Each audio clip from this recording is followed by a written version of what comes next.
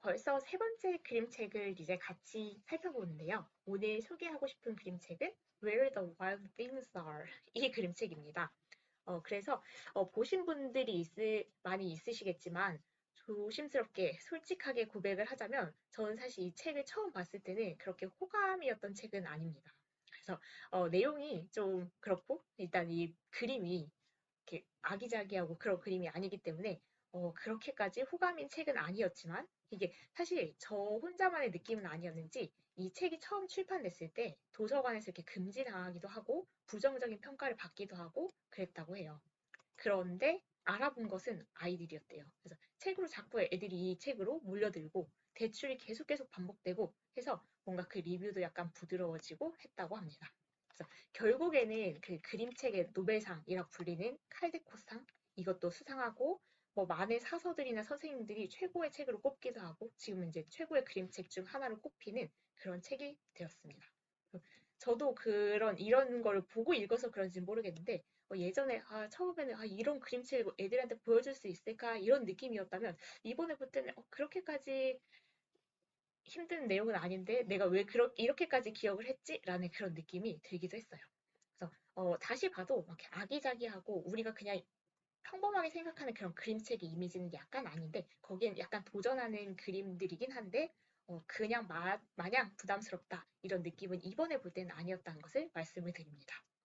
그래서 이 책은 그림 작가가 역시 똑같은데 모리스 샌덱이라고 미국 아동문학 작가, 그림 작가입니다. 그래서 미국 아동 도서 분야의 새로운 차원을 열었다 이렇게 평가를 받고 있고요. 그래서 이분이 이제 돌아가셨을 때 뉴욕 타임즈 거기 이제 부고에 이렇게 글이 실렸다고 해요. 그래서 그걸 쓰신 분이 He was unique, grumpy, brilliant, wise, magical. 여기만 봐도 알 수 있게 뭔가 되게 복합적인 인물의 느낌이죠. 근데 그런 게 이제 예술가이겠죠. 그래서 He was unique 하면서도 grumpy 하기도 하고 brilliant, wise, magical 그래서 여러 가지 면을 다 지닌 그런 인물이었다고 합니다. 또 출판사 같은 경우에는 처음 나온 것은 여기 출판사는 아닌 것 같은데 지금은 하퍼 트로피에서 나온 것을 찾아볼 수 있고요. 형태는 우리가 페이퍼백 그 얇은 종이 표지인 거가 아마 제일 대표적이고 하드커버도 있다고 합니다. 장르는 지금 보고 있는 게 거의 이제 그림책이어서 아동문학 그림책에 해당되는 그런 책이고요. 난이도를 살펴보려고 하는데요.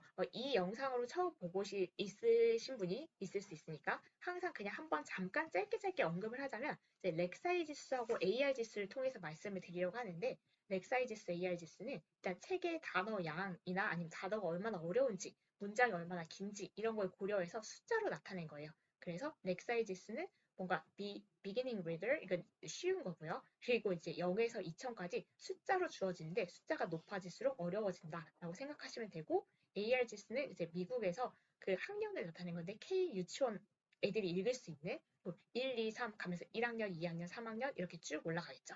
근데 이 책은 난이도가 일단 렉사이 지수가 740이니까 낮지 않아요. 좀 이제 비교를 위해서 역시 항상 말씀을 드리는데 우리나라 중학교 영어 교과서가 400에서 750 렉사이 지수로 따지면 그 정도라고 하니까 3학년 마지막이 아마 이 정도일 텐데 그런 의미에서는 이 책이 일단은 쉽지는 않다는 거. 이렇게 그냥 우리가 쓱 봐도 쉽다 이런 생각은 전혀 안 드는 그림책이에요. 그리고 AR 지수로도 3.4이기 때문에 그 미국 아이들도 3학년 한 4개월 정도 돼야 볼 수 있는 책이기 때문에 일단 난이도 면에서는 쉽지 않아요. 어려운 단어도 막 쏟아지기도 하고 접속사를 많이 쓸 책이라서 문장의 호흡이 굉장히 길어요. 그래서 일단 아이들이 일단 이 그림책을 봤을 때 처음은 혼자 보기는 되게 힘든 책이고 읽어주는 용으로 그래서 누군가의 도움을 받아서 이렇게 점점 읽어가는 그런 책으로 보셔야 될 것 같습니다. 고 재미는 사실 이 책의 재미는 정말 개인차가 크겠다라는 말씀을 드리는 게 아까 말씀드렸듯이 이 책을 처음 알아본 게 아이들이었다고 하잖아요. 그래서 애들은 이 책을 많이 좋아했다고 해요. 그리고 제가 그냥 생각해봐도 확실히 상상력이 풍부하고 아니면 이 주인공이 이제 남자 아이이기 때문에 그 아이한테 더 깊게 공감할 수 있고 하면 훨씬 더 재미있게 볼 수 있을 것 같아요. 근데 저는 이제 어른이 된 상태에서 이 책을 처음 봤기 때문에 저의 개인적인 점수로는 3점을 줬지만 이거 진짜 정말 주관적인 별점이라서 완전히 열어놓겠다라는 말씀을 드리고요. 이게 정말 주관적인 점수인 게 사실 아마존 사이트에 이 책을 검색해보면 5점 만점에 4.9점의 별점이 게다가 17,625명이 평가를 한 중에서 이 정도의 점수를 받은 거니까 정말 점수는 높게 받았어요. 네, 저 개인적으로 그렇다라는 말씀을 드리고요. 그리고 의미 면에서 이 책의 내용 면에서 보자면 이 책의 내용을 간단하게 말씀드리면 여기 이제 그 남자아이가 주인공이에요. 맥스라는 아이가 있는데 장난꾸러기의 저형인 남자아이여서 막 이런저런 장난을 치다가 엄마가 방으로 들어가 해서 이제 쫓겨나요. 그래서 방에 딱 이렇게 있어서 혼자 이제 방으로 들어와서 화났겠죠. 이제 혼나서 들어왔으니까. 화났는데 그 상태에서 갑자기 방이 막 숲으로 변하고 막 바다로 변하고 해서 조금 있다가 이상한 세계로 가게 돼요. 근데 그 이상한 세계에 요런 몬스터들이 막 잔뜩 있거든요. 그런데 장난꾸러기 대마왕답게 얘네들을 눈빛으로 제압하고 여기에 왕이 돼요. 그 남자아이가. 그래서 뭔가 막 신나게 놀고 야생을 즐기고 하면서 그 감정이 다 표출이 됐겠죠. 그래서 그러고 나서 혼자 갑자기 외로워져요. 그래서 뭔가 사랑을 받는 세계로 다시 돌아가고 싶고 하고 있다가 이제 다시 그 바다를 거쳐서 숲을 건너서 방으로 돌아와서 뭔가 평화롭게 저녁밥을 먹는 그런 이야기. 되게 짧게 그냥 요약을 하자면. 그래서 이런 거이기 때문에 이런 내용인데, 음, 의미적으로는 그런 의미가 있을 것 같아요. 우리가 살다 보면 이제 뭔가 화나는 상황이 당연히 생기고 아이들도 화나는 경우가 되게 많겠죠. 근데 화가 나는 상황이 생겨도 그 감정을 어떻게 다스려야 될지 잘 몰라서 이제 애들은 울거나 막 떼쓰거나 하는 경우가 많은데 이런 경우에 보면은 뭔가 이렇게 화가 났다가 환상의 세계에 가가지고 혼자 막 이렇게 몬스터하고 놀고 그 야생 동물을 제압하고 하면서 이렇게 뭔가 다 발산을 하고 시간이 지나고 나면서 그냥 저절로 차분해지고 나 혼자 다시 이제 그 사랑의 세계로 그리워해가지고 방으로 돌아오는 그래서 뭔가 부정적인 감정이 생겼을 때 그래도 다시 이렇게 스스로 균형을 찾아가는 방법을 하나 보여주고 있는 책이 아닌가 좀 거창하게 해석을 한 걸 수도 있지만 그런 의미가 있을 것 같아요. 그래서 아이들도 화가 났을 때 이 책을 읽다 보면 거기 한번 갔다 오면은 뭔가 이렇게 차분해지지 않을까 그런 의미도 있다고 생각을 합니다. 그래서 의미적으로는 되게 좋았어요. 그래서 뭔가 우리도 감정이 되게 힘들 때 그 책 주인공 따라서 훅 어디 갔다 오면 또 이렇게 같이 차분해지는 그런 때가 있으니까요. 그렇고 의미적으로도 괜찮고 영어로도 굉장히 괜찮아요. 그래서 영어 면에서는 일단 별을 4개 좋은데 영어 면에서 좋은데 어려워요. 그래서 아까도 잠깐 말씀드렸지만 이게 렉사이즈 수만으로 했을 때도 일단 어려웠지만 우리가 이게 책을 쭉 훑어보면 그냥 아이들이 보는 정말 쉬운 그림책 그런 느낌은 아닌데 이런 느낌이 드는 게 일단 단어가 어려운 단어도 많이 등장합니다. 그래서 gnash your teeth, rumpus 이런 건 우리가 사실 수능을 다 이렇게 수능 단어 얼마 알았다 해서 이렇게 통과했는데도 모르는 단어들이 있을 수 있거든요. 그래서 단어도 조금 어려운 편이고 그리고 일단은 접속사 그래서 and, so 이런 접속사하고 전치사고 이런 걸 많이 사용해서 문장이 정말 길어요. 그래서 어떤 정도냐면 한 문장을 읽기 시작했는데 얘를 읽다 보면은 방이 숲이 되고 바다를 건너서 이상한 세계에 도착해 있는 게 한 문장이에요.